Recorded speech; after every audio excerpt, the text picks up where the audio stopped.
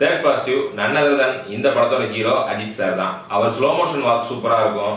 Coolers மற்றும் code ஷூட்ல பயங்கரமா இருப்பாருன்னு ஆல்ரெடி நமக்கு தெரிஞ்சதுதான். நான் அதுக்காக மட்டும் இதுல பாசிட்டிவ்ல சொல்லல.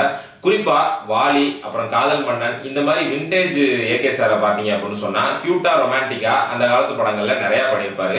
அதே போர்ஷனை இந்த படத்துல ரீக்ரியேட் பண்ணிருப்பாங்க. அதுவே இந்த படத்துக்கு ஒரு லெவலுக்கு மேல போகும்போது மைனஸா மாறினாலும் அதை நம்ம நெகட்டிவ்ல பாத்துக்கலாம். குறிப்பா பாசிட்டிவ்ல நம்ம சொல்லணும் அப்படின்னு சொன்னா அந்த காதல் மன்னன், வாலி மாதிரி படங்கள்ல அவர் பண்ண அந்த ரொமான்டிக் எலமெண்ட்ஸை இந்த வயசுலயும் அப்படியே ரீக்ரியேட் பண்ணி அதே ஸ்வாக கொடுத்திருக்காரு. நமக்கே ஆச்சரியமா இருக்கு. அந்த வயசுங்கிறது வேற, இப்ப அவருடைய வயசுங்கிறது வேற. ஆனா பார்க்கும்போது அவ்வளவு ஃப்ரெஷ்ஷா இருக்கு அந்த ரீக்ரியேஷன் மொமெண்ட்ஸ்.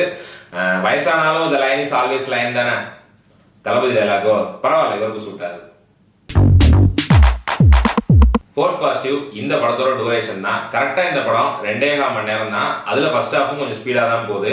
இந்த 2.25 மணி நேரத்தை தாண்டி இந்த கண்டென்ட்டுக்கு ஒரு 10 நிமிஷம் 1/4 மணி நேரம் எக்ஸ்ட்ரா போயிருந்தா கூட தலை தப்பிச்சிருக்காது. அதாவது சாரி, ஏகே சார் சொல்ற நம்ம தலை தப்பிச்சிருக்காதுங்கிற லெவலுக்கு ஒரு நார்மலான கண்டென்ட் தான். சோ இந்த கண்டென்ட்டுக்கு இந்த 2.25 மணி நேரம் போதும்னு முடிவெடுத்த டைரக்டர் தான் இந்த படத்துக்கு ஃபோர்த் பாசிட்டிவ்.